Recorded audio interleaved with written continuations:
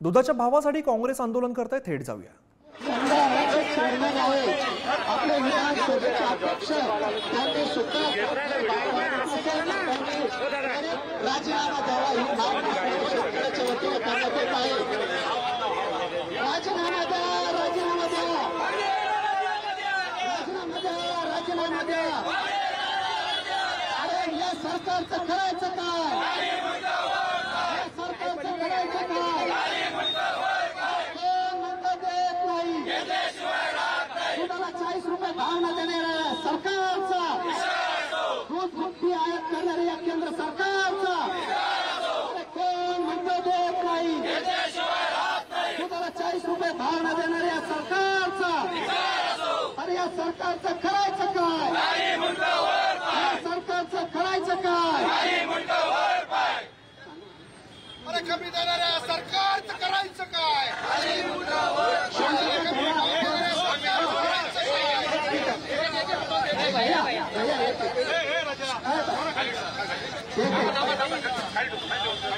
आपण घोषणा द्या, हयापूत सांगताय सर्वांनी पुढे येऊ नये, हयापूत सांगेल आपण घोषणा द्या।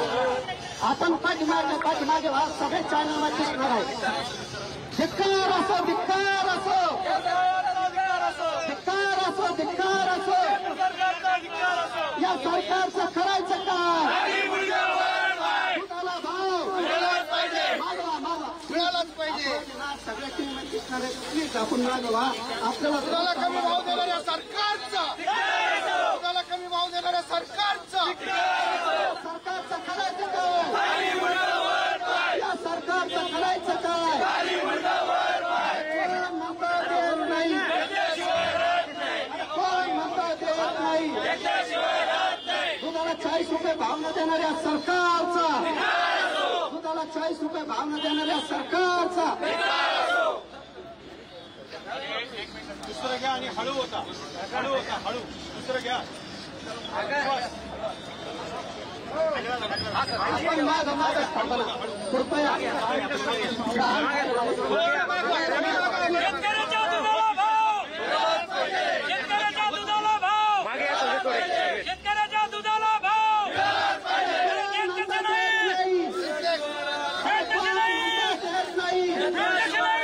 दुधाला 40 रुपये भाव न देणाऱ्या सरकारचा, दुधाला 40 रुपये भाव न देणाऱ्या सरकारचा या केंद्र सरकारचं करायचं काय? या केंद्र सरकारचं करायचं काय? कोण म्हणतो देत नाही? कोण म्हणतो देत नाही? दुधाला 40 रुपये भाव न देणाऱ्या सरकारचा, दूध मुक्ती आयात करणाऱ्या केंद्र सरकारचा कोण म्हणतो देत नाही? दुधाला 40 रुपये भाव न देणाऱ्या सरकारचा, दुधाला 40 रुपये भाव न देणाऱ्या सरकारचा कोण म्हणतो देत नाही? दुधाला 40 रुपये भाव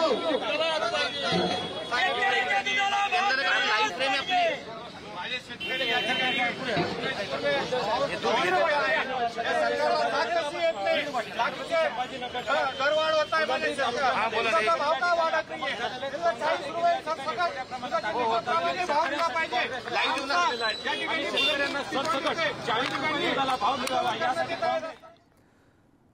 छत्रपती संभाजीनगरमध्ये दुधाला भाव मिळावा यासाठी फुलंब्रीमध्ये काँग्रेसचं आंदोलन बघायला मिळत आहे। दूध उत्पादक शेतकऱ्यांसाठी काँग्रेस आता रस्त्यावरती उतरलेली आहे। छत्रपती संभाजीनगर जळगाव राष्ट्रीय महामार्ग रोखून दूध आंदोलन केलं जात आहे।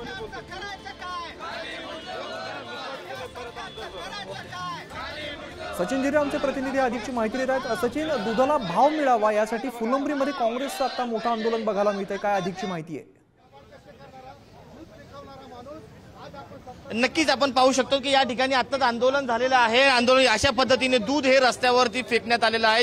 दुधाला 40 रुपये भाव मिळावा ही प्रमुख मागणी या ठिकाणी या कार्यकर्त्यांची, काँग्रेस कार्यकर्त्यांची होती, शेतकऱ्यांची आहे। त्यामुळे इथं शेतकरी आक्रमक झालेले आहे, काँग्रेस कार्यकर्ते देखील आक्रमक झालेले आहेत।